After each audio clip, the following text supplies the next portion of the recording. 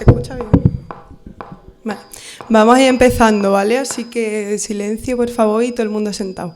Y nada, primero, antes de darle paso a José María, le queremos dar las gracias al Instituto, a todo el equipo, por cedernos el espacio y por ayudar a todas las cosas y a prepararlo todo.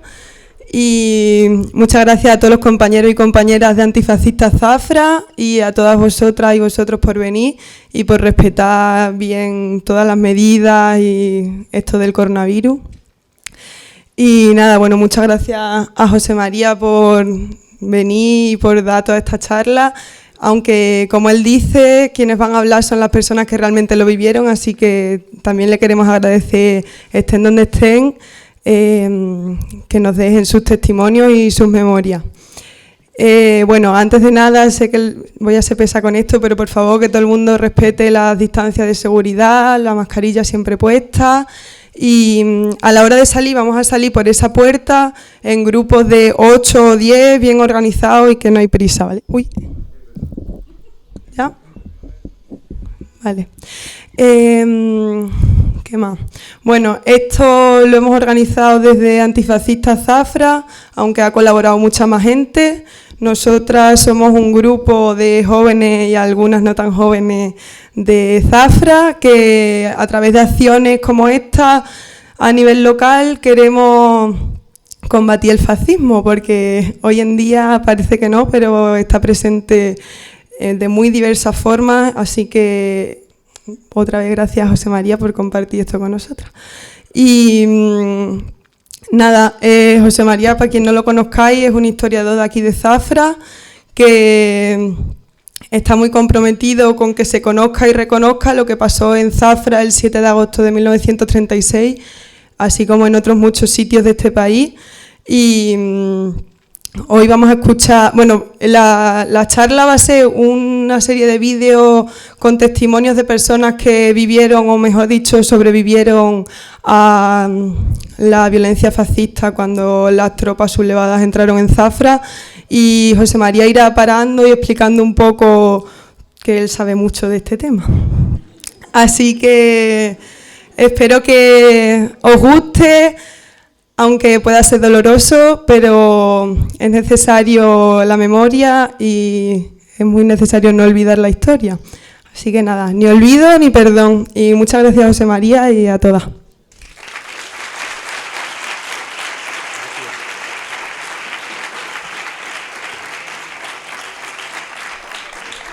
Buenas noches a todos, a todas. No, desde luego no es una charla como otras que ya se han dado sobre la guerra civil en Zafra, y no lo es por dos razones fundamentalmente. En primer lugar, por quién la organiza, que la organizan un grupo de chavales jóvenes con el apoyo también del Instituto de Bachillerato en Suárez de Figueroa, en el que ha estado ahí Antonio Morato, pero los organizadores es Antifascistas Zafra, que es un grupo de chavales y de chavalas jóvenes, y eso le da ya una personalidad muy peculiar al acto. Pero en segundo lugar también es significativo este acto por quienes lo protagonizan, que son algunos de aquellas personas que nos legaron su memoria hace 20 años en el proceso de redacción de La amargura de la memoria y en el proceso de recuperación de la memoria sobre la guerra en Zafra. Hemos rescatado casi 20 años después esos testimonios y lo vamos a mostrar aquí. En cierto modo es como una especie de encuentro, ¿no?, entre la gente que vivió la guerra y que ya en la mayor parte de los casos ha desaparecido, y los chavales jóvenes que siguen sensibilizados por ese tema y por la lucha contra el fascismo. El acto va a durar 1 hora, va a estar fundamentalmente nutrido de los testimonios, de 4 de esos testimonios de personas que vivieron la guerra en Zafra. Tenemos muchos, pero no todos están en vídeo.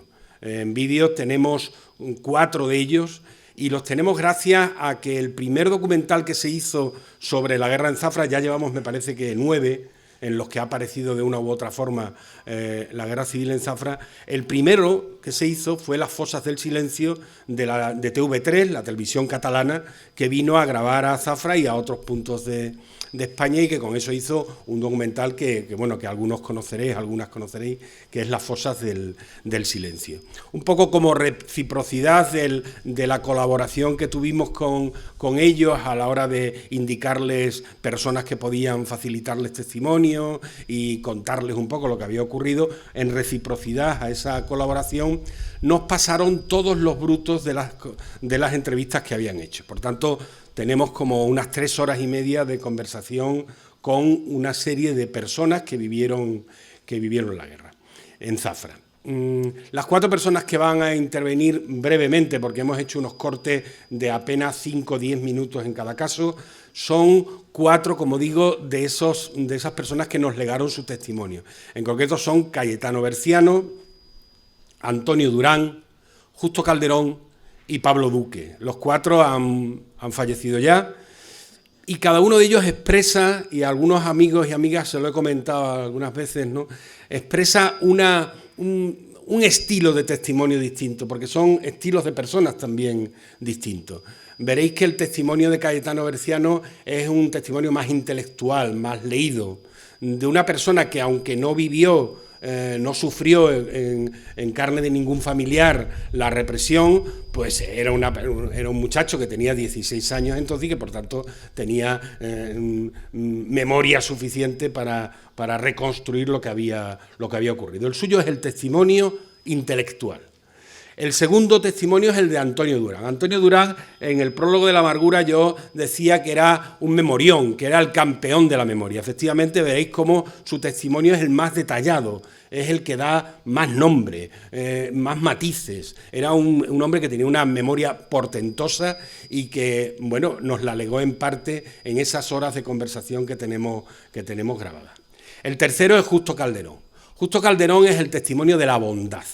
Fue una persona que él recordaba desde una profunda bondad, desde un sentimiento profundo de lo que había ocurrido en unos hechos que se habían llevado por delante la vida de su padre, que fue asesinado en Fregenal de la Sierra, su padre, que era concejal socialista de Zafra, Luis Calderón.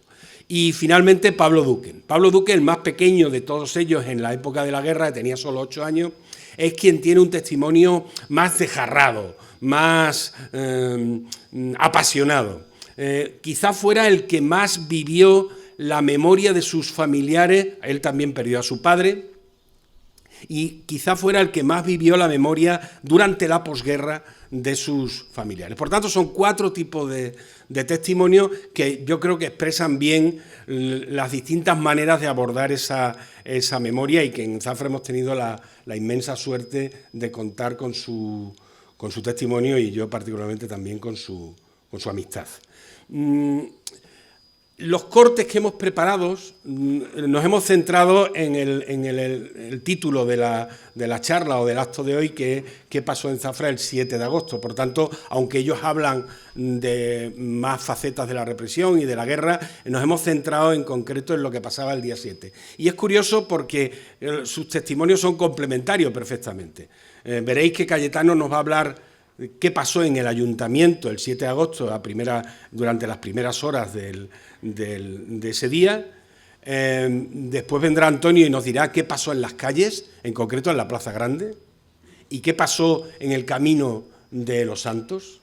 El tercero será Justo Calderón, que nos contará qué pasó en las casas de las familias de algunos dirigentes de izquierda, como la suya, que fue arrasada. Y el cuarto, Pablo Duque, nos hablará de qué pasó en el campo, a donde huyeron buena parte de los habitantes de Zafra ese día.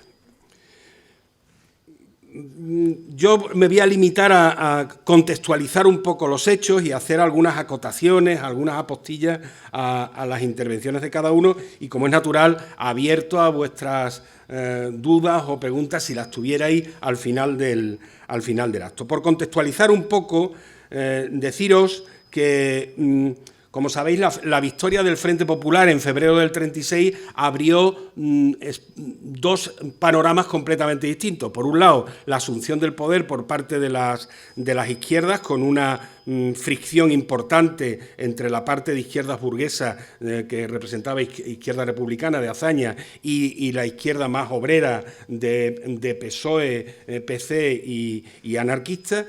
Al mismo tiempo que las elecciones abrieron la toma de poder por parte del Frente Popular, que es quien había ganado las elecciones, también se abrió otra línea, que fue la de la insurrección. Desde el mismo momento de las elecciones se han detectado ya conversaciones entre militares y dirigentes de derecha, a principios de marzo están documentadas las primeras, que ya empezaron a preparar la sublevación. Después, asesinatos como el de Calvo Sotelo, el franquismo lo utilizó sin duda en un sentido propagandístico, como hubiese sido la espoleta del golpe, pero no, realmente había desde mucho antes, e incluso conversaciones con Mussolini para acordar la ayuda de las fuerzas italianas, en fin, eso estaba todo desde marzo también.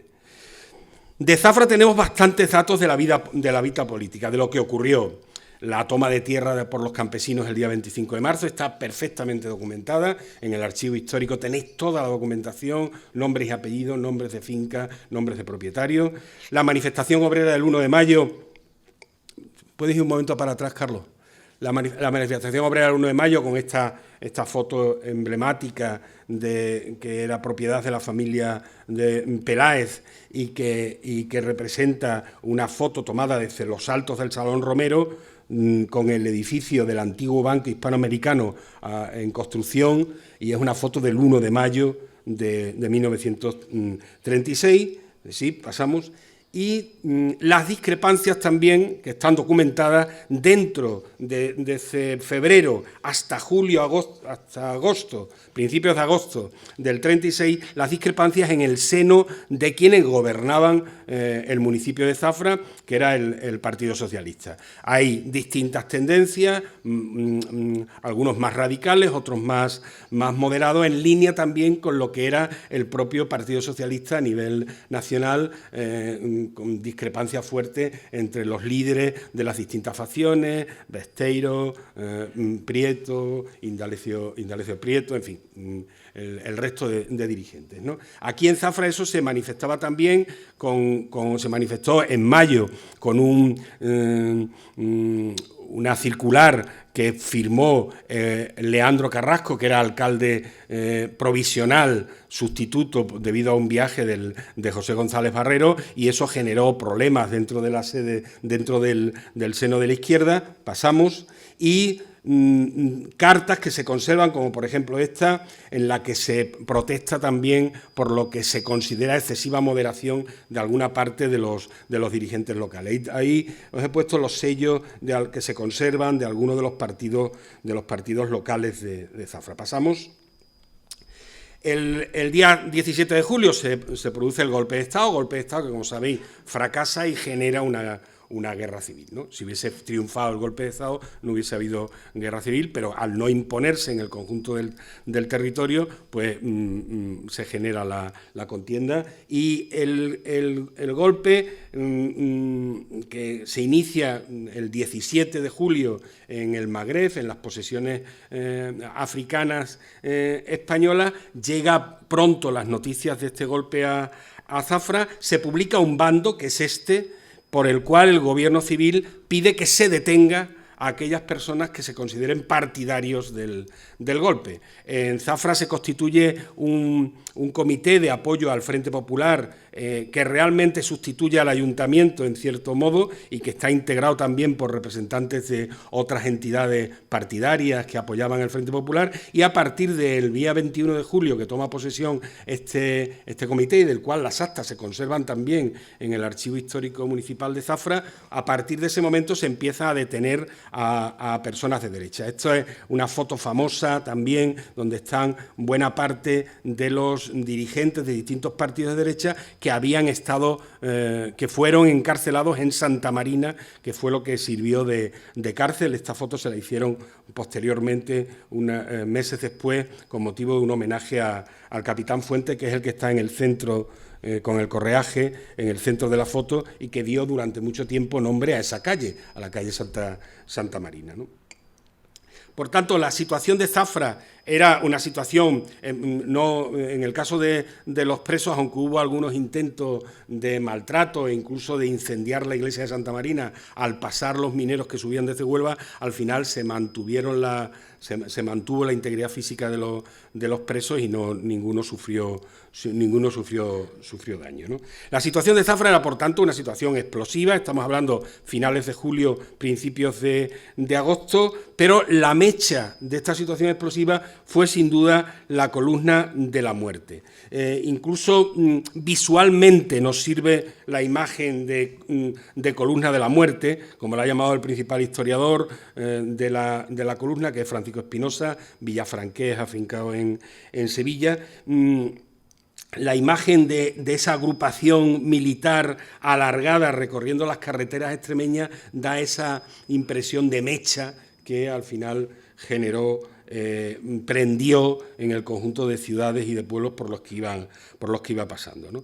El objetivo militar, en principio, de esa columna era la toma de Madrid. En vez de ir por Córdoba, decide, y esto afecta plenamente a Zafra, deciden los mandos militares sublevados ir pegándose a Portugal. La excusa era intentar conectar con Cáceres, que ya había caído en manos de los sublevados, pero también, en cierto modo, hay que pensar en que en un momento en que lo que hacía falta a los sublevados, sobre todo la rapidez al llegar al Madrid, resulta sospechoso que hicieran, en vez de irse por Córdoba, se fueran por Badajoz. Parece como si hubiera otros objetivos. Más allá del de poder escapar rápidamente a Portugal, si las cosas venían mal dadas, había otro objetivo. Y es que el objetivo no era solo tomar Madrid, el objetivo era limpiar la retaguardia por donde se iba pasando. Ese era el objetivo principal de esa subida y el comportamiento de esa columna así lo expresa, ¿no? La primera operación militar del sur incumbe a Zafra. La primera operación militar del sur manda a ir desde Sevilla a Mérida pasando por Zafra. Por tanto, cuando pasan las tropas por aquí sublevadas, están cumpliendo, por así decirlo, la primera operación de la guerra civil en el sur. El día 2-3 de agosto salen dos columnas de Sevilla, están dirigidas por el teniente coronel Asensio y el comandante Castejón. El procedimiento que utilizan es siempre en vanguardia va Asensio y Castejón se va desviando a los pueblos de al lado para cubrir la retaguardia. Lo hace, por ejemplo, en el caso de Llerena, en el que veis que va subiendo Asensio, y el día 5, creo que el día 4, se desvía Castejón a Llerena, mientras que Asensio sigue subiendo. Lo mismo ocurre en el caso de Zafra Los Santos. La primera batalla de importancia se da en Los Santos de Maimona, el 5 de agosto. La protagoniza no Castejón, que está todavía en Monasterio, sino Asensio. Y es realmente, bueno, pues una matanza, porque aunque se ha hablado muchas veces en los partes militares de que hubo pocas víctimas o pocas bajas por parte de los sublevados y 200 o 300 por parte de los leales a la República, realmente esas bajas no fueron en el frente de batalla, sino que fueron por fusilamientos y por represalia en el mismo campo de batalla. El día 5, por tanto, se produce esa batalla. Veréis que en los testimonios va a aparecer alguna referencia a eso. En Zafra todavía se conservan testimonios, recuerdos, la famosa expresión agua maíto, que algunos, los más mayores, recordaréis, es una expresión que viene de esa época, precisamente de un gitano, Maíto, que hizo de aguador, como muchos otros, ante el calor inmenso que hacía un 5 de agosto, los campesinos y los obreros que se trasladaron a intentar parar a las tropas sublevadas, pues necesitaban agua, y hubo mucha gente que hizo el trabajo de aguador. Venían, curiosamente, aquí al Pilar de San Benito y iban llevando el agua por el camino de Los Santos y hasta que terminó la batalla. La batalla duró unas 5 horas, ¿no? Por tanto, estos son los prolegómenos de la entrada de las tropas en Zafra. Y finalmente pasamos...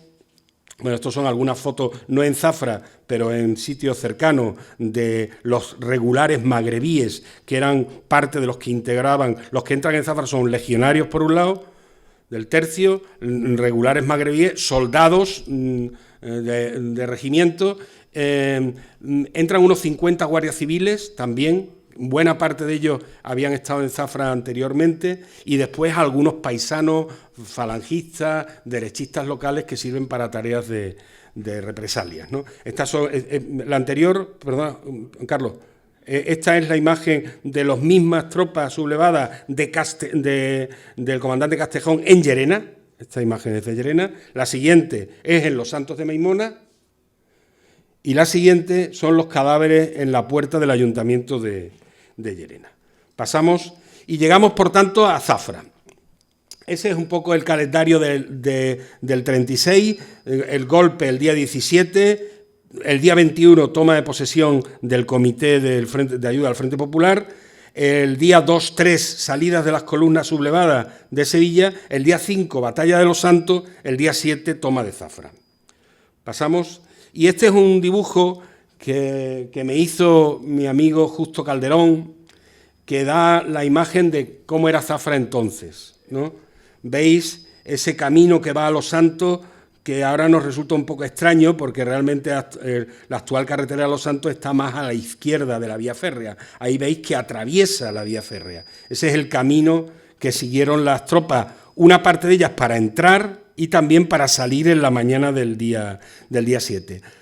Aunque no hay que descartar que también una parte de las tropas sublevadas que vinieron desde Los Santos viniera por el camino antiguo de Los Santos, de la Torre de San Francisco, ¿vale?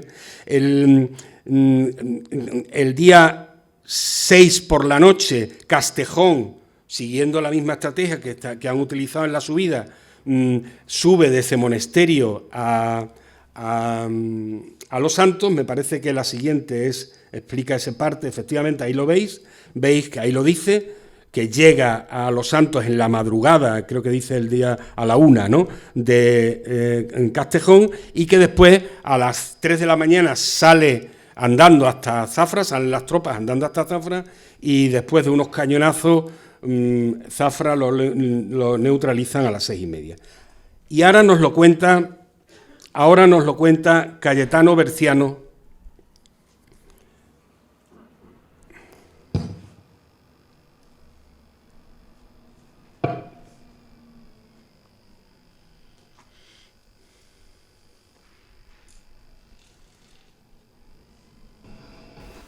El día que entraron las tropas, que fue el 7 de agosto, nada más que se hizo de madrugada, ya la gente sabía que iban a entrar, porque se marcaba en el ambiente, habían tomado los pueblos, el pueblo más cercano a nosotros, que es en la carretera general, que es el de Los Santos de Maimona, y sabíamos que aquella noche o aquella madrugada iban a entrar, y efectivamente entraron.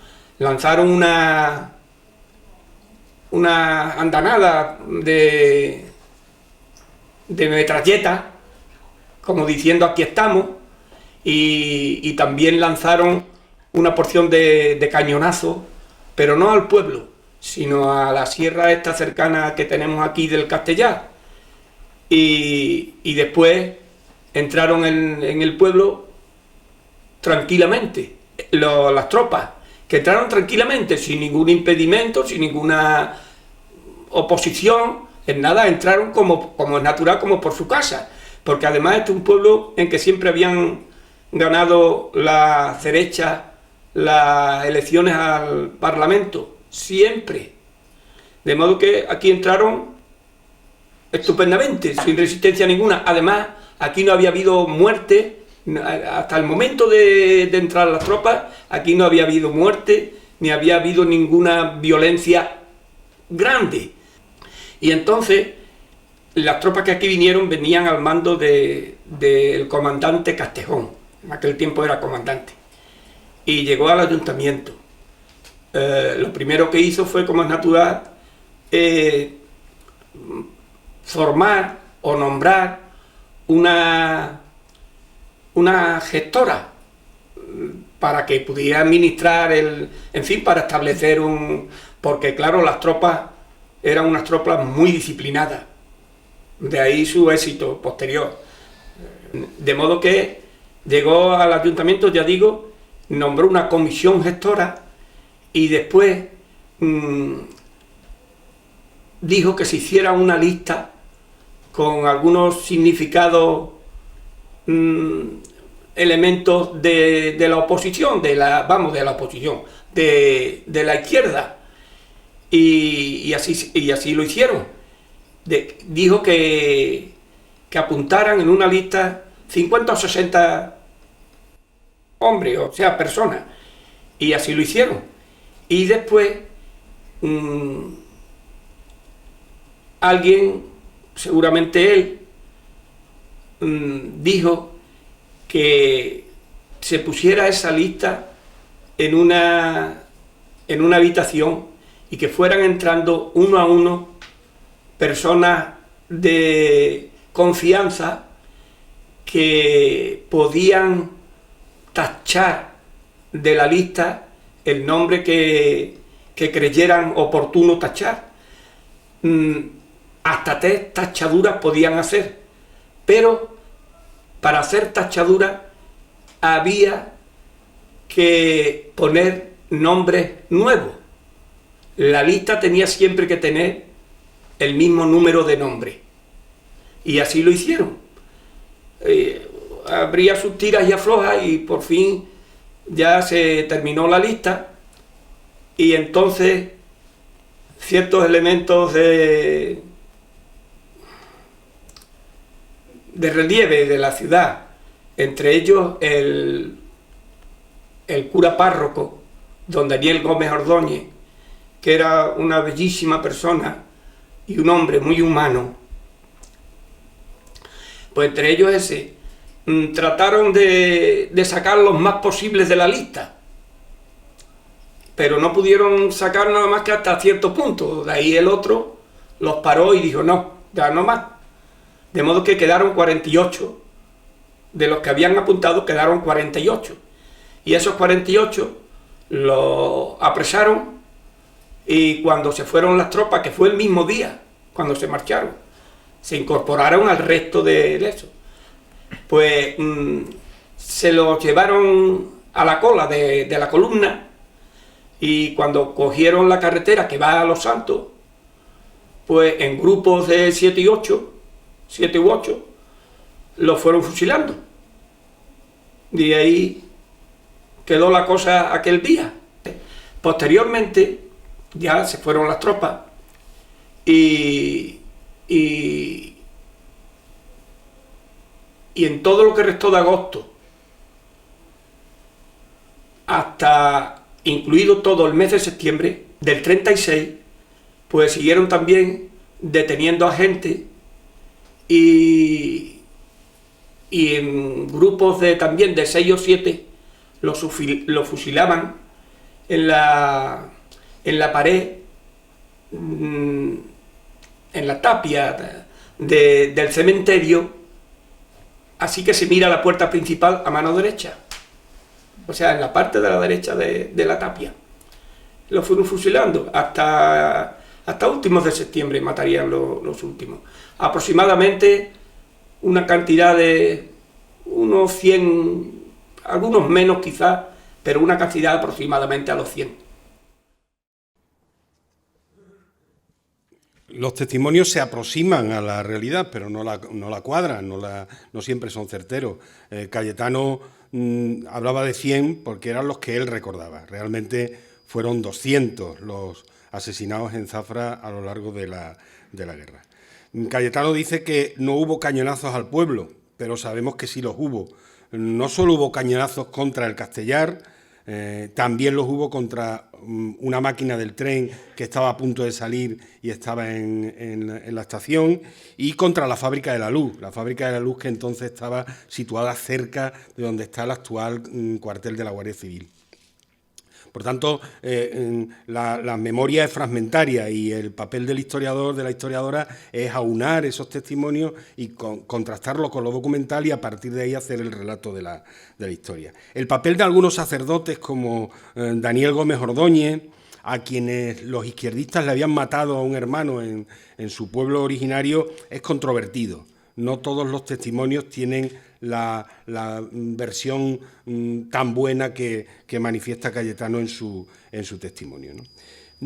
Si Cayetano nos cuenta lo que estaba ocurriendo en el ayuntamiento, ese tira y afloja a la hora de redactar la lista con aproximadamente un 1% de la población, lista que, según se sabe, estaba encabezada por Antonio Fornelino, pero Antonio Fornelino era el alcalde, perdón, era el amigo del que a partir de ese día sería alcalde, que es Casimiro Tobar, y parece ser que cuando la lista estaba encabezada por Antonio Fornelino, que era médico y era el médico de Tobar, pues alguien dobló el papel por ahí y arrancó su nombre. Esto no le libró de mucho acoso que tuvo Fornelino durante los meses y años siguientes. Si Cayetano hablaba de lo que ocurría en el ayuntamiento, Antonio Durán nos habla de lo que ocurría en la calle.